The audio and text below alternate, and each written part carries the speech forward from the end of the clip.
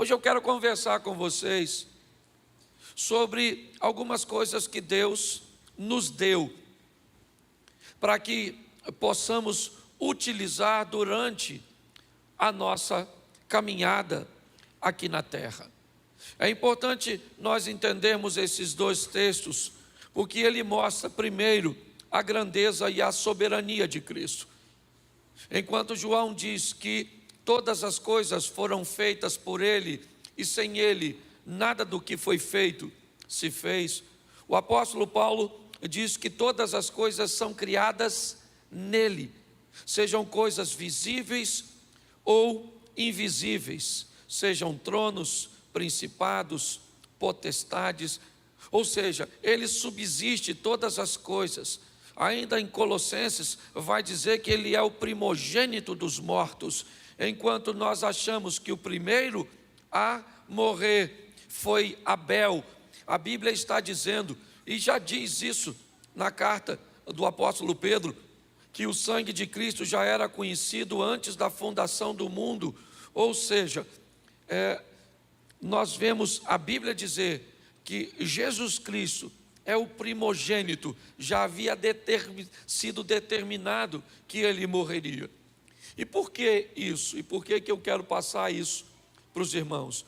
Para que possamos ter um entendimento de que tudo que temos e o que podemos fazer está totalmente ligado a Ele. Até mesmo aquelas pessoas que vão realizar coisas e conquistar coisas, e aparentemente elas não estão numa igreja, não fazem parte do corpo de Cristo. Até mesmo essas pessoas, para realizarem tudo o que realizam, inevitavelmente só o fazem porque Jesus consentiu. Ele é soberano, Ele é o Todo-Poderoso, e nós precisamos entender isso. Então a pergunta, aliás, o tema que eu dei a essa mensagem é: Ele me deu.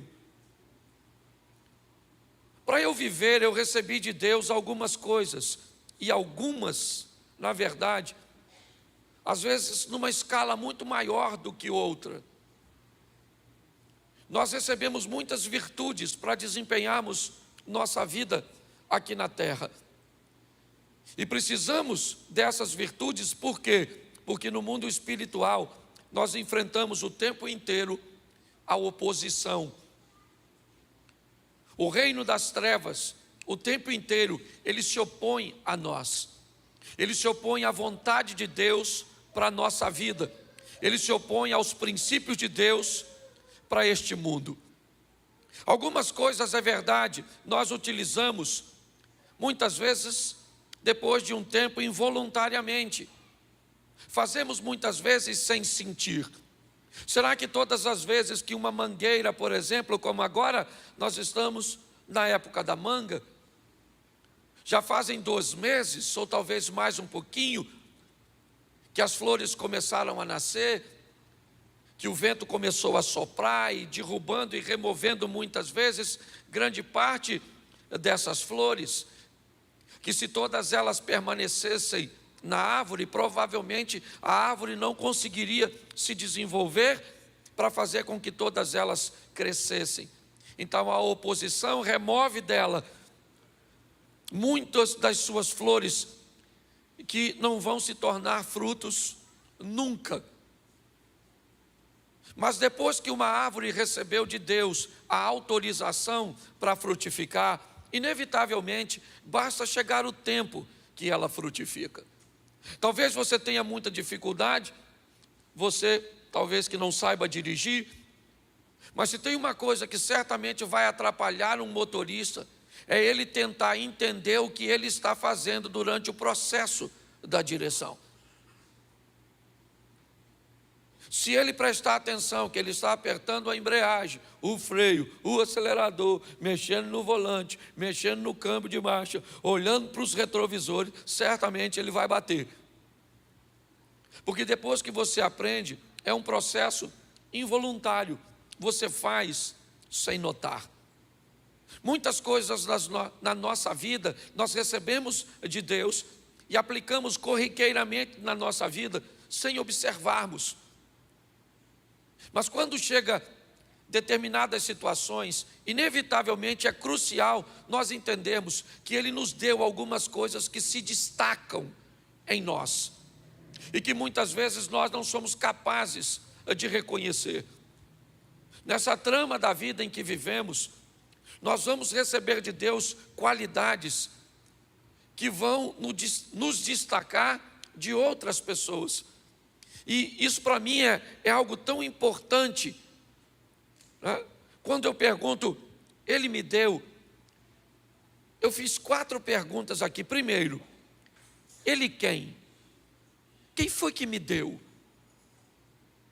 Eu confesso a vocês que eu só descobri o dom da pregação, o dom do humor, a capacidade de fazer humor, porque preste atenção, meu pai teve diversas famílias, mas logo no início da minha infância, 4, 5 anos, acredito eu não tenho memória disso, mas eu fui dado para famílias e percorri diversos lares onde padrões comportamentais eram diferentes, onde vocabulários, onde alimentação, em um lar funcionava de um jeito, no outro funcionava de outro.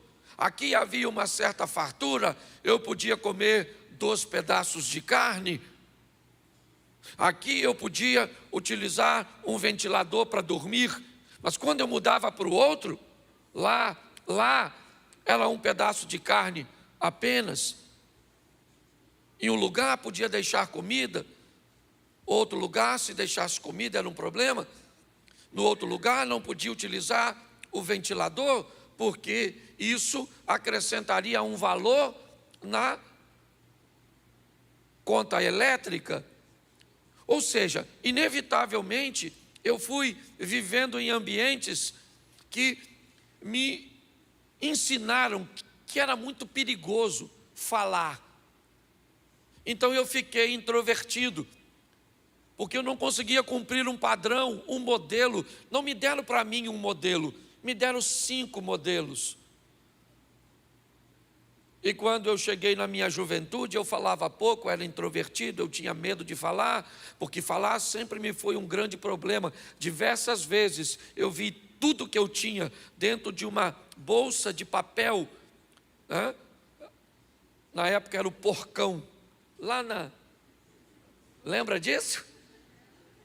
O porcão, lá na Avenida Brasil. Tudo que eu tinha cabia ali, e era uma bicicletinha Caloi verdinha.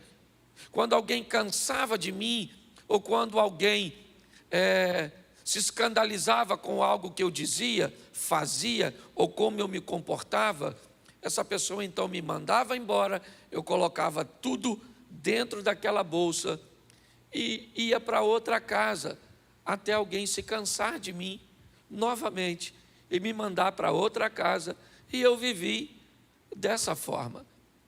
Inevitavelmente, muitas coisas que eu poderia ter descoberto de potenciais em mim, acabaram vivendo num ambiente de escuridão, por causa de tudo isso. De repente, eu descubro em 1992, o dom de falar, um humor que aflorou na minha vida de uma forma muito intensa, e é o meu potencial. Hoje eu sobrevivo de 2 coisas, do humor e da palavra de Deus. É assim. E quem me deu? Quem me deu foi Deus.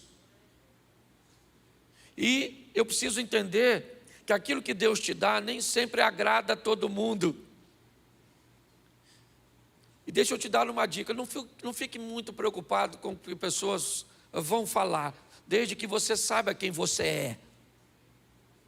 As pessoas podem ter uma visão equivocada a seu respeito, quem não pode ter é você. As pessoas podem achar que você é doido, que você é grosso, que você é irresponsável, que você é isso, que você não é homem, que você não é mulher, que você... A visão que elas têm a seu respeito, ela não é tão importante quanto a sua.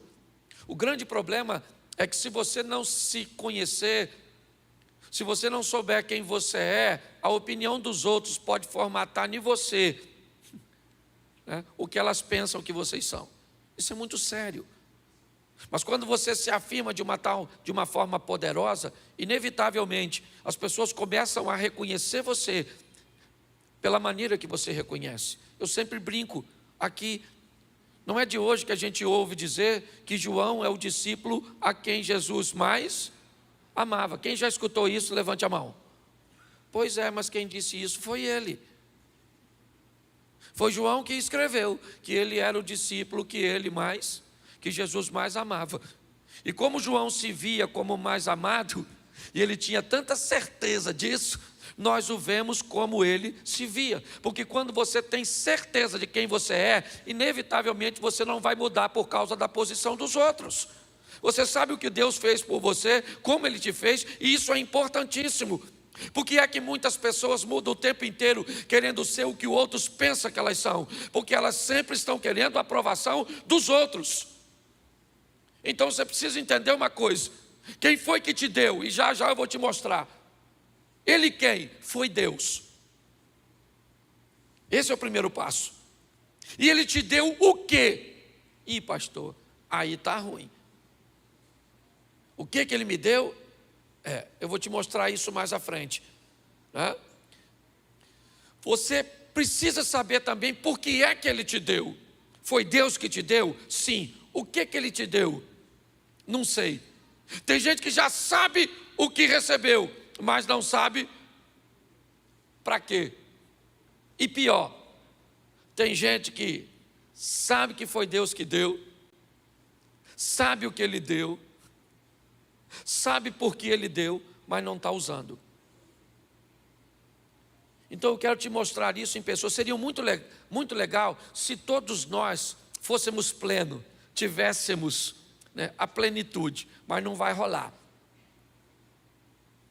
Você vai ter que aprender a viver de uma forma extraordinária com aquilo que Deus te deu e que vai se destacar. Eu vou mostrar aqui a vocês, preste atenção. Quando nós ouvimos a palavra Sansão na Bíblia, Sansão, ok? Você lembra de quê? O que ele era? O que ele era? Forte. Diga forte. Sansão era forte? Sim ou não? Sim. Então quando nós olhamos para ele, o que se destaca nesse camarada é sua força, que alguns dizem está no cabelo. Pastor, mas não cortou o cabelo dele, ele perdeu a força. É verdade, mas eu não vi texto dizendo que a força estava no cabelo. Eu até respeito. A gente imagina que estava no cabelo, porque quando cortou o cabelo, ele perdeu a força. Lembra? Foi ou não foi? Mas para mim, o que fez Sansão perder a força não foi a queda do cabelo, foi a ausência de Deus. Quando ele se levanta pela última vez, o texto é claro em dizer: o que ele não sabia é que Deus não era mais com ele. O que indica que a força de Sansão não estava no cabelo, estava em Deus.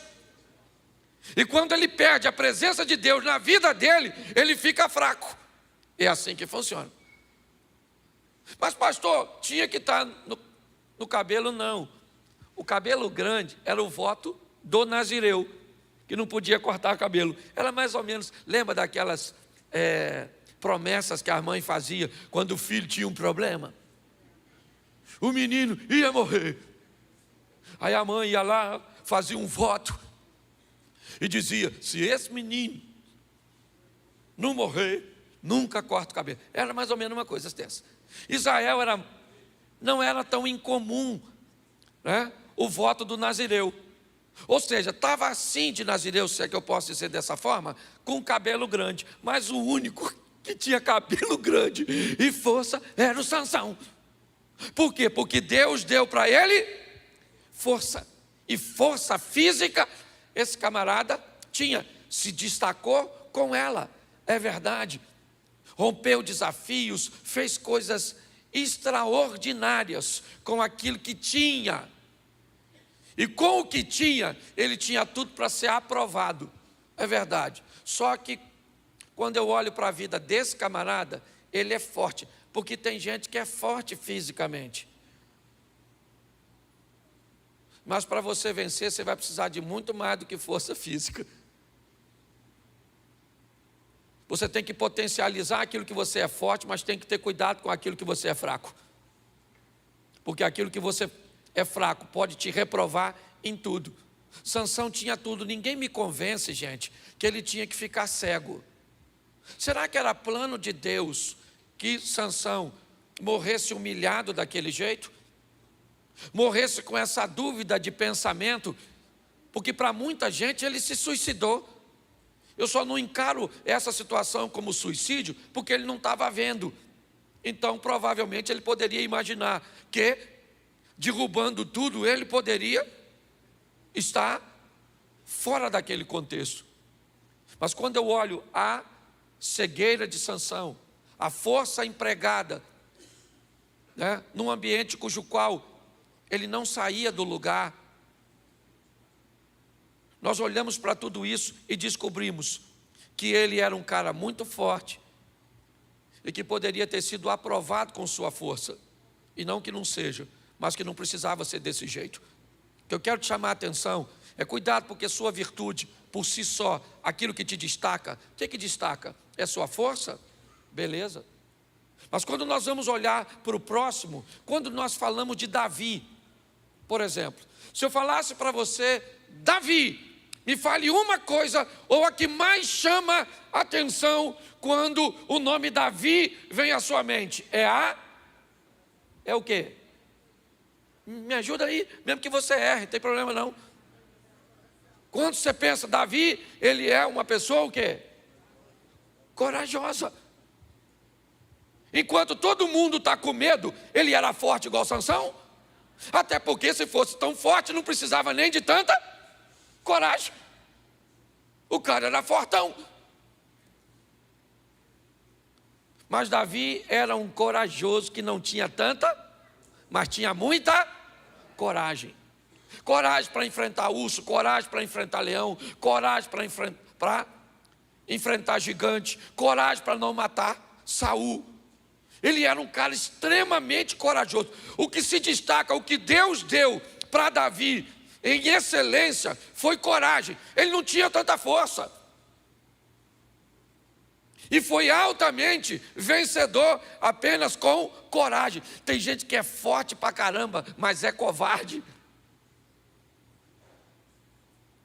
Olha só. Quando eu olho para a história desse camarada, eu vejo que o que se destaca nele é a coragem dele. É por isso que ele vai romper, que ele vai fazer, e ele tinha tudo para ser aprovado. Corajoso, matador de gigante, um cara extraordinário. Mas ninguém vai me convencer que ele estava nos planos de Deus, dele se deitar com a Batseba,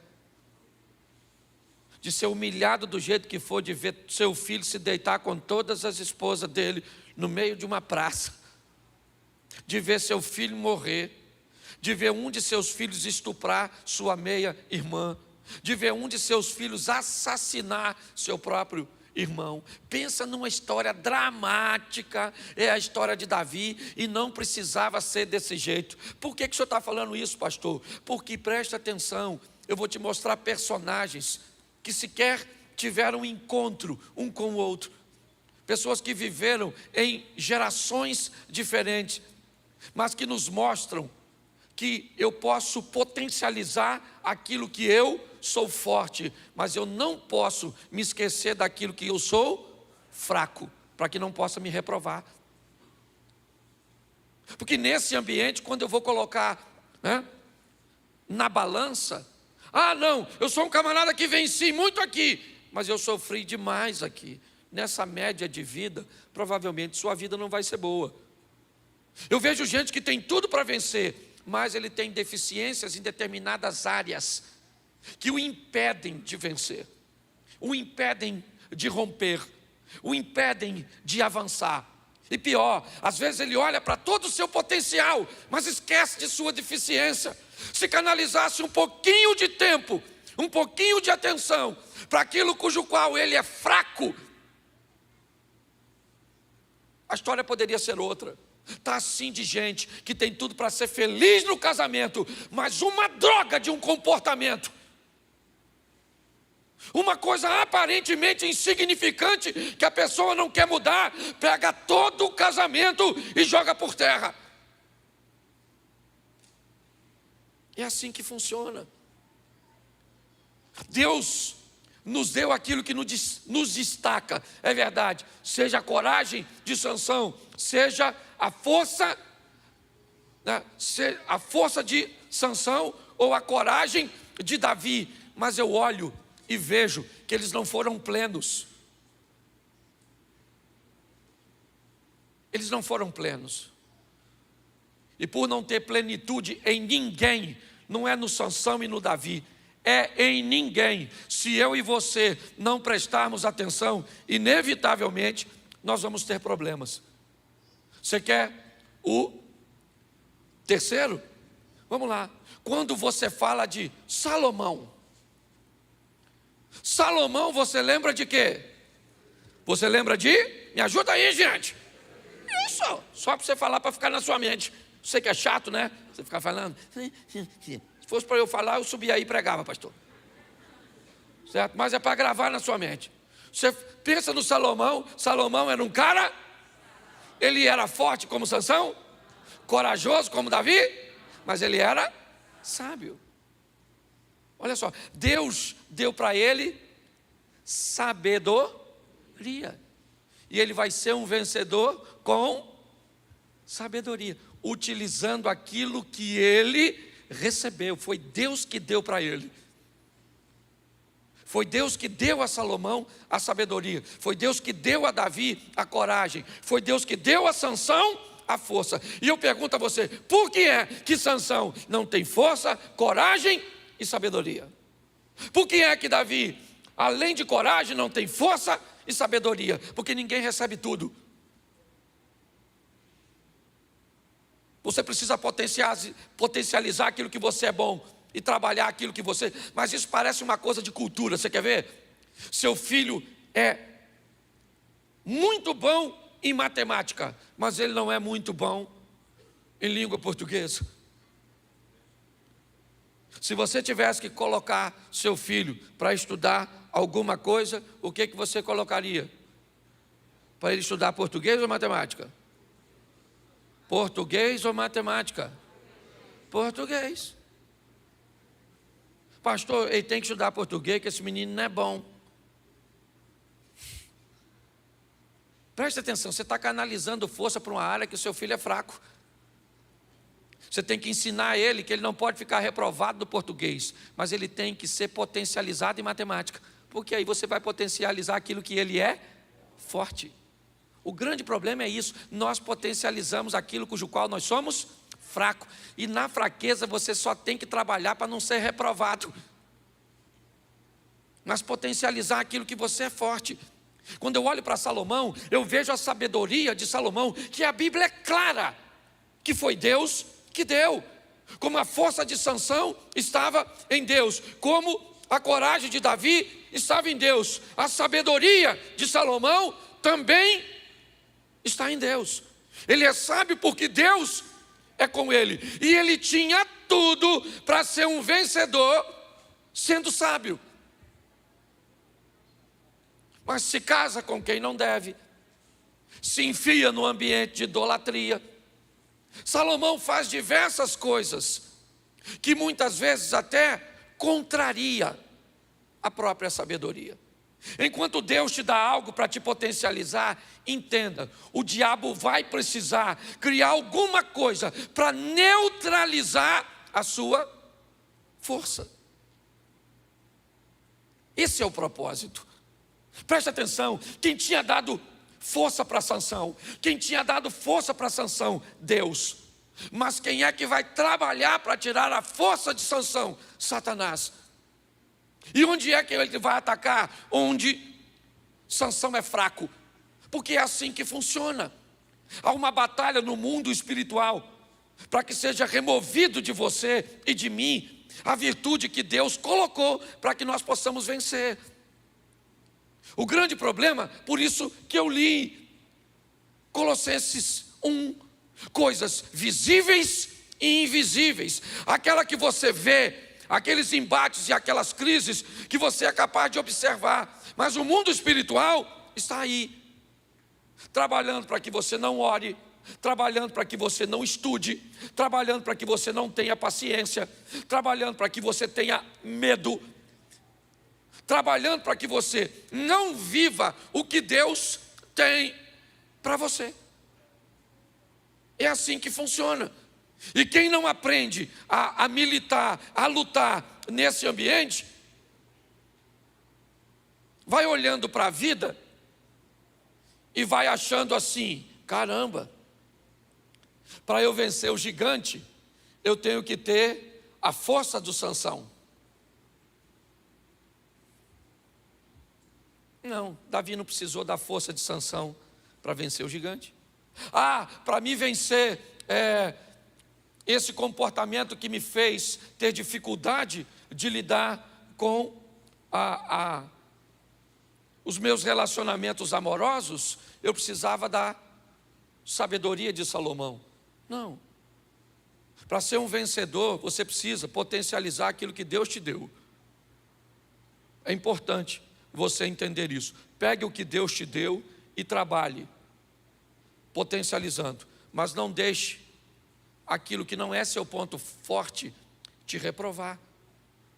Quando eu vejo a história de Salomão, eu vejo um cara muito sábio, é verdade, mas que se perdeu ao longo do caminho. Consertou sua rota? Consertou, porque a misericórdia. Todos os personagens que eu vou mostrar para vocês aqui, vocês vão ver. Cadê o Sansão? Olha, o Sansão está cego, coitadinho, está empurrando agora o moinho, caminhando em círculo, mas Deus era com ele, e no final ele venceu. Só não precisava ser daquele jeito.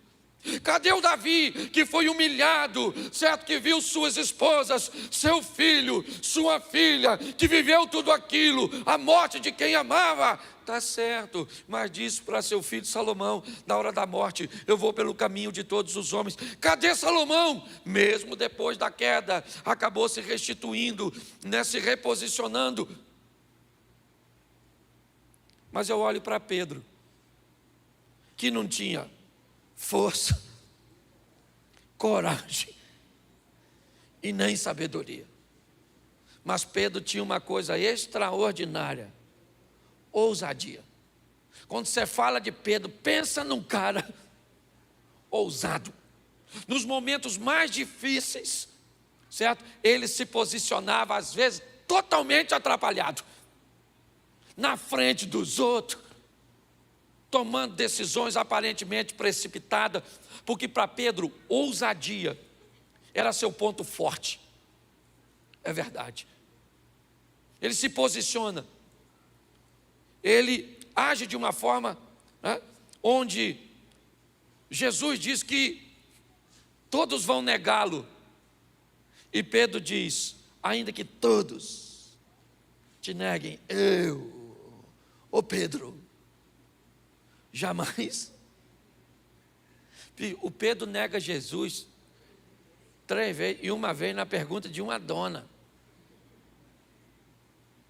Faltou coragem, força e sabedoria. Primeiro, para não ter dito aquilo, porque se Jesus falou que ele ia negar, o que Pedro tinha que falar? Sério? Pô, pior que eu pensei que eu nunca negaria, mas agora já sei que vou negar. O senhor falou que eu vou negar. No dia que ele pega aquela espadinha, faca, sei lá o que ele tinha na mão, que também não sou obrigado a saber tudo, e corta a orelha do soldado, certo? Todo mundo vai morrer, pelo menos Pedro e Jesus, tomando decisões precipitadas com sua ousadia. O dia que ele vai para o Monte da Transfiguração, ele sabe o que ele falou, junto com João? Não dá para nós fazermos aqui e ficar por aqui mesmo? Jesus deve ter falado: Pedro, e quem é que salva os outros? Para pensar. Porque tem gente que é ousada, não tem sabedoria, mas é ousada. Tem sabedoria e ousadia, mas não tem coragem. Está sempre faltando alguma coisa na gente. Você já notou? Quem aqui é forte, corajoso, sábio e ousado? Levante a mão. Quem aqui é forte fisicamente, sabe que seu corpo é bom, você é forte, quase não fica doente, você é uma pessoa forte, levanta a mão. Aí, que beleza. Quem aqui não tem uma força muito grande, assim, certo? Mas desde que era desse tamanhozinho, batia nos outros, desse tamanho. Você batia até em gente mais forte. Tu era corajoso, corajoso. Quem aqui pega uma perereca na mão, não corre de barata? Levanta a mão, levanta a mão. Aí, que beleza, olha os corajosos aí. Certo? Quem aqui é forte, mas se vê uma barata, vaza. Nem levanta a mão, porque aí já é. Aí, mas tem gente que... É porque ele é corajoso, por isso que levantou a mão. Certo? Para pensar. Quem aqui se considera uma pessoa sábia, mas não avançou porque tem medo? Levanta a mão. Isso, tem uma turma aí, ó. Sabe, mas tem medo. Sempre está faltando alguma coisa. É igual eu preguei aqui aquele dia. É aquelas pessoas que têm dinheiro, mas não têm saúde, têm saúde, mas não têm dinheiro. Sempre está faltando alguma coisa. Eu tenho saúde para comer 15 pudim, mas não tenho dinheiro para comer um.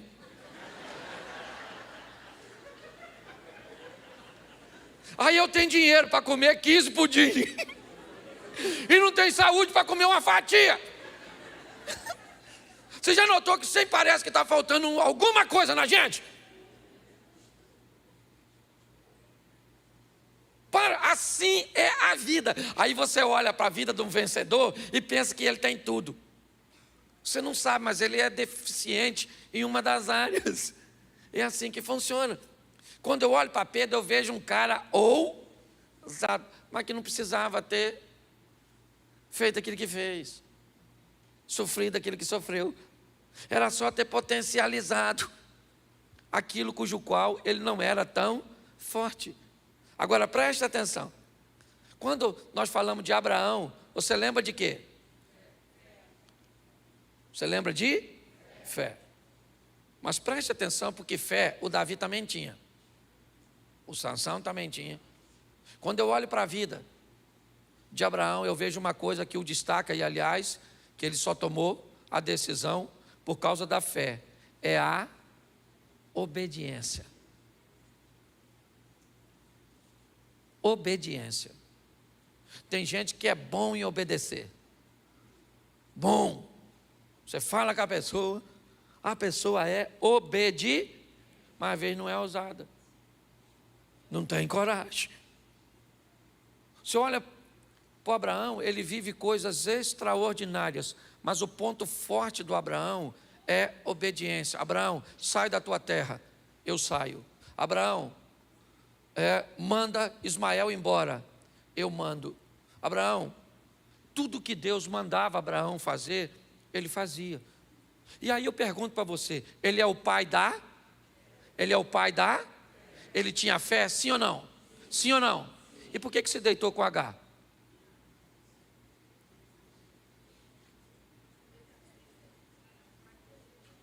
Por que é que o pai da fé deitou com a dona?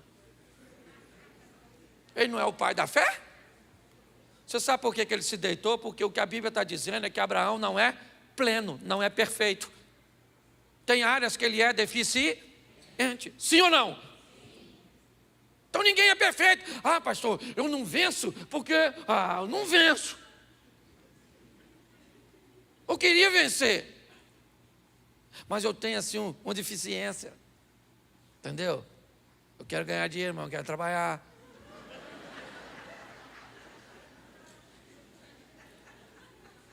Entendeu? Você já viu umas pessoas que querem umas coisas? Pai, é muito importante. Você precisa entender no que você é forte, mas precisa observar com muito carinho aquilo que é a deficiência, certo? Porque é muito legal. Abraão era um cara obediente, obediente. Ele era tão obediente que obedeceu Sara. Eu tenho minhas dúvidas se Pedro se deitaria. Aliás, os caras do Novo Testamento eram mais assim, pense numa turma mulherenga. Os caras do Velho Testamento. Serol. Rapaz. Os caras do Velho Testamento, meu irmão, deu mole, os caras pegavam. Você viu o Abraão, rapaz? 100 anos, pegou uma mulher de 90. Pô, eu fico até pensando. Sara falando para Abraão, vamos deitar, Abraão. Ô, minha filha, vai deitar você sozinha, que eu estou até com pena de você. Tinha pena não. Pegou a dona. Os caras do Velho Testamento pegavam quase ninguém. E nós?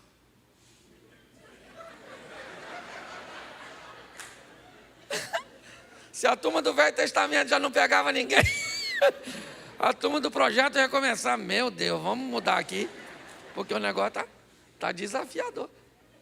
O que eu quero que você entenda é que pare de dar ibope para aquilo que você é fraco. Entendeu? Pare de dar desculpas de que é isso que está te puxando para trás. Vença isso. Quando eu olho, eu vejo, Abraão não é ousado como Pedro, não é sábio como Salomão, ele não tem coragem como Davi, ele não tem a força de Sansão, mas ele é obediente, isso, e vive muitas coisas, utilizando aquilo que Deus te deu. Pergunta para quem está do seu lado agora, o que Deus te deu? Deixa eu te falar uma coisa, com certeza, a maioria das pessoas não sabe. Ah, pastor, Deus me deu tanta coisa. Não estou falando tanta coisa, quero saber aquilo que Ele te deu, que é forte, que você tem que potenciar ali. Ah, pastor, eu ainda não sei. Não sei, pastor. Às vezes eu penso que é isso. Eu penso que é força. Aí eu descubro que não é não. Aí eu penso que eu sou corajoso. Mas também não é não. Sabedoria? Isso nem sei onde é. Ousadia, pastor? Eu até sou ousado. Obediência? Agora presta atenção. Quando você escuta o nome João Batista, você lembra de alguma coisa? Jesus disse para ele, ou disse a respeito dele, e a Bíblia diz que João não fez nenhum sinal. Preste atenção. João, ele não tinha força, não matou muita gente com uma queixada de jumento, nem levantou portão para deixar no monte.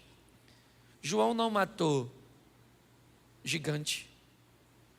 João não resolveu questões de tanta sabedoria e de expansão como Salomão. Não andou sobre as águas e nem curou ninguém como Pedro. E nem viveu o que Abraão viveu. Mas a Bíblia diz o seguinte a respeito de João. João não fez nenhum sinal, mas tudo aquilo que ele falou era verdade. Preste atenção. De todos os homens que pisaram nesta terra, segundo a leitura de Jesus, o maior desses homens foi quem? João. Para Jesus, João foi maior que Davi. Para Jesus, João foi maior que Moisés. Olha bem, a Moisés Deus entregou seu povo. João foi maior. A Davi Deus entregou seu reino. João foi maior. Aos profetas Deus entregou sua palavra. João era maior. Mas o que João tinha, pastor? Força, coragem, sabedoria, ousadia ou obediência? Nenhuma delas. Pelo menos em destaque. O que ele tinha era verdade. Verdade. Algo que é tão poderoso que a Bíblia diz que, vamos lá, o antônimo de verdade é o quê? É o quê? É o quê? Mentira. Quem é o pai da mentira? Então, quem é o pai da verdade? Isso é tão sério, mas tão sério, que o ambiente de pecado cujo qual nós estamos inseridos é tão intenso e tão grande, que nós sequer passamos um dia sem mentir. Desde mentiras insignificantes a desastrosas. Eu quero terminar aqui com essa qualidade, porque talvez você estava pensando em força, coragem, sabedoria, ousadia ou obediência. Mas me parece que o ápice é a verdade. Seja verdadeiro, porque quando você trabalha com a verdade, escute só, Sansão se aproximou daquilo que não devia e não contou para seus pais. Mentira. Davi, quando errou, escondeu, e um ambiente de mentira se estabeleceu. Nós olhamos a história de Salomão, de Pedro e de Abraão. Muitas vezes não vemos a mentira de forma explícita, mas sempre ali, no meio das entrelinhas, nós vemos esse ambiente obscuro, onde ela se estabelece, às vezes não de forma direta, mas escondendo algo que se sente, ocultando alguma coisa que empodera Satanás. Que hoje nós possamos sair daqui, primeiro buscando entender o que eu sou forte, o que Deus me deu, que eu posso romper com isso, e eu vou desenvolver então, eu vou trabalhar, eu vou potencializar aquilo que eu sou forte, mas eu vou ter o cuidado de não deixar minhas fraquezas me corromperem, me minarem, me destruírem. É muito comum nós vermos isso. Deficiências derrubando pessoas, inteligentes, preguiçosos, prósperos, relaxados. É sempre o diabo utilizando algo forte na oposição para tirar você, ou pelo menos para te distrair, para te envelhecer, para fazer com que a oportunidade passe, porque a oportunidade, na verdade, o que ela é? Uma janela. Ela é uma janela. Ela é uma janela num tempo que dá a você condições de, naquele tempo, fazer. Oportunidade, ela não fica para você para sempre. Não. É uma janela que abre e fecha. Às vezes coisas que você deveria ter aproveitado há tempos atrás e não aproveitou, nunca mais. Nunca mais. Esses dias alguém olhou para mim e disse assim: pastor, eu queria fazer parte do seu ministério nessa área. Eu olhei para essa pessoa e disse: no meu ministério, você nunca vai trabalhar nessa área. Aí ela me disse: mas por quê, pastor? E eu usei o exemplo da hepatite. Quem aqui já teve hepatite, levante a mão. Isso. Se você teve hepatite, você pode me emprestar dinheiro, você pode me dar conselhos, você pode me levar para o hospital,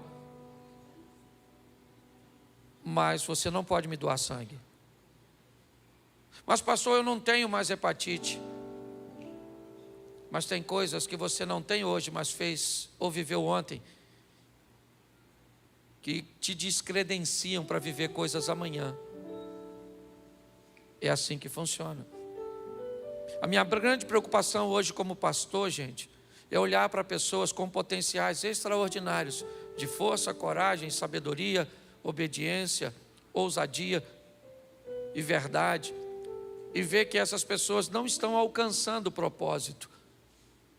E não é porque não tem aquilo que pode levá-las, é porque não conseguem trabalhar aquilo que estão atrapalhando elas. Saia daqui para observar para esse próximo ano, né? Que é um ano de surpresas, que você possa se surpreender com você mesmo, que as pessoas possam se surpreender com este ano, que Deus possa se te surpreender com o que Ele pode fazer a seu respeito. Porque, seja franco, entra ano e sai ano. O tempo só vai passando. Você entra na igreja, seja Rafael, Elvis, Cláudio, Subirá, seja Mary, certo? Seja Abner, seja quem for que sobe aqui para pregar. Pô, cara, é todo culto uma história de vitória, todo culto uma história de motivação, é todo culto. Eu subo um monte, eu vou num ambiente de revelação, e meu futuro é isso, vai acontecer isso. Que futuro é esse que nunca chega, que tem palavras dizendo que eu vou viver, que eu vou fazer, certo? E eu não faço, não vivo, então eu estou no meio de mentira? Não. É porque a promessa, ela foi liberada. Mas você não se posicionou. Você não pôs em prática. Se você veio caminhar no projeto, fique de pé. Eu vou te falar uma coisa. O nosso propósito aqui é de ver você romper.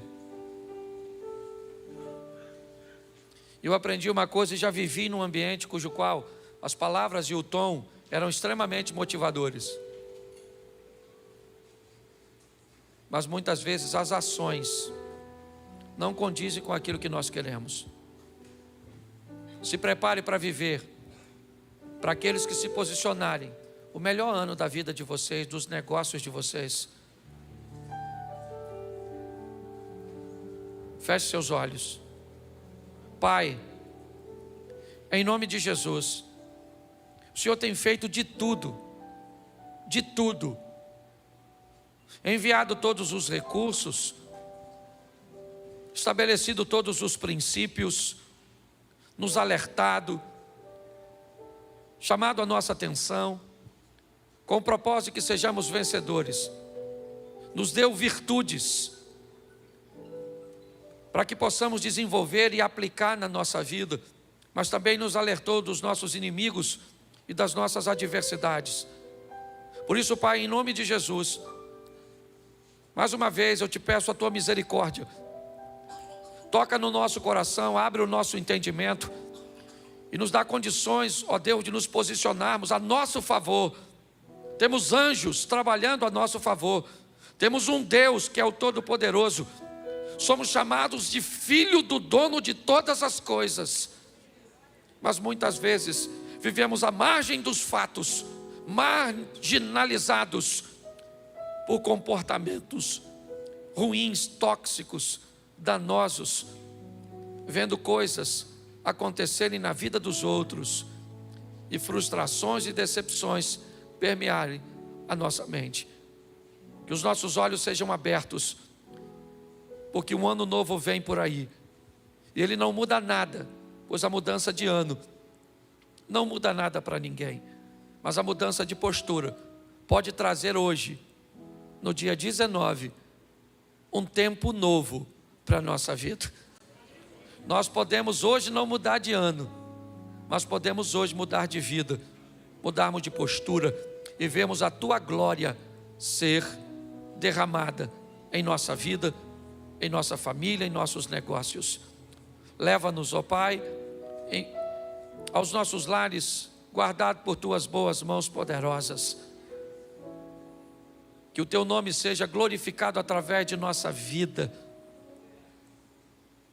Que essa seja uma semana de boas notícias e de bons negócios. Que o grande amor de Deus, nosso Pai, a graça de nosso Senhor e Salvador Jesus Cristo e as doces consolações do Santo Espírito de Deus seja para com todo o povo do Senhor, e todos digam: que Deus abençoe, vá em paz, uma boa semana, e quarta-feira nós vamos estar aqui